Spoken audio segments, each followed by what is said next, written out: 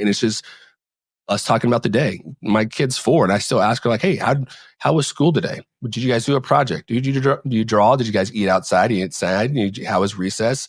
Just those little things to kind of build it." But it's like, really, really trying to create a synergy, or essentially, like, again, my personal goal is trying to create a balance of, like, you can't do it all. You do have to be mindful of the time. You have to be mindful of your own stress, right?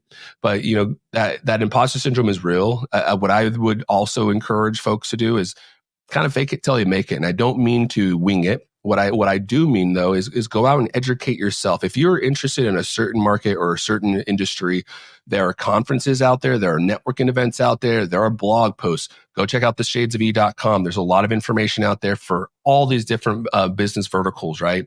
And the goal really is get yourself a little bit more educated in that space. If you lack in operations, right? Hire somebody that's really fluent in operations, or go out to conferences, maybe take some educational training. YouTube University. I mean, we are very, very fortunate right now where we live in a day and age where there's podcasts like yours, John or Josh. There's these podcasts. There's blog posts. There's all of these different things where you can go out and get free education in your pocket right now. We have more information in our pocket on our phone than we've ever had in the last 20 years. And so utilize it. Utilize it, and then network. There are so many different individuals out there that want to see you succeed as well. And that's kind of the beauty of it.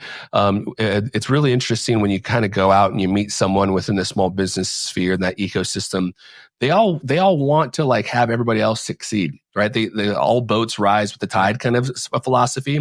And so you're going to find people that they're either going to give you some insight of, like, hey, don't work with that, or don't go over there, or don't do this, or saying, hey, you should do this, or hey, it's time to pivot, or do you need some resources? One of the coolest things that we do here in the Pacific Northwest is co-packing facilities. Now, we don't have enough of them, but the reason this is important is because it allows, like, the smaller businesses like Altitude Beverage here in Bend, Oregon. They do non-alcoholic drinks, right? However, they actually connected with Swift Cider. So there's a cider company and a non-alcoholic company, and they use both the same co-packing facility. The reason for this is because both of those companies aren't large enough to have the machines running 24/7, but they're big enough to have, do a couple 10,000 unit production runs, right? Well, if you've got a couple of businesses that are able to do that in one location, now the skilled worker that's actually doing the cannery for them, right? Because that is a skilled work, right? That you need to know about. That individual now has a job full time. These two small businesses are being able to produce at a rate that they're not operationally, killing themselves. And the beauty of it, as they continue to grow, now they can use their buying power together. If you go purchase 10 tons of sugar, it's much cheaper to purchase 10 tons of sugar on a per pound basis than it is to actually go buy a pound of sugar. Because you get the scale, right? So, like, a good example, go check out swag, the number 4 mybrand.com. It's my website where I basically help brands elevate their brand and really create their own identity. And it's customized, high quality merchandise, corporate merchandise, brand merchandise. So you go in there, you can see like a JBL speaker and you can put your own logo on it. But the cool thing about it is if you, on the calculator on the side, it will tell you if you go to 500 units, you'll see the price break. 1,000 units, price break. Yeah. And so as you kind of scale up in size, you'll begin to see the price break. And it's the same thing with any small business, right?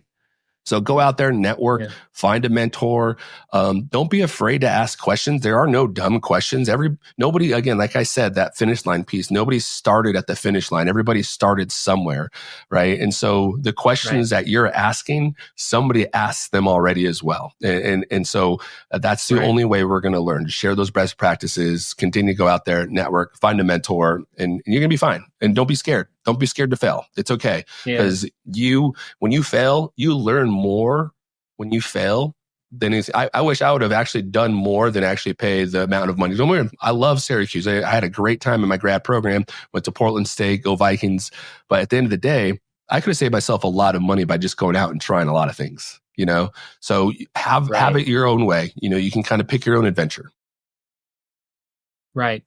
I guess like it's interesting too, because like, you know, I've had a lot of people and several people I've interviewed have just been like, you know, it's okay to fail. Like, because like people tend to feel like it's really interesting. People take interest more when they fail, or they're stuck more when they fail more than when they succeed. And I find that's very interesting because like, you know, our minds are so wired to like, oh, we're always trying to do better, but then we always fail at something. So like we should suck into that. So it's kind of interesting how you put that. Like, it's okay to fail, and you'll fail. You'll probably most likely fail a lot of things, but it'll lead to a good path. So I think that's really interesting what you mentioned about that. Yeah. You know, and it's kind of interesting too.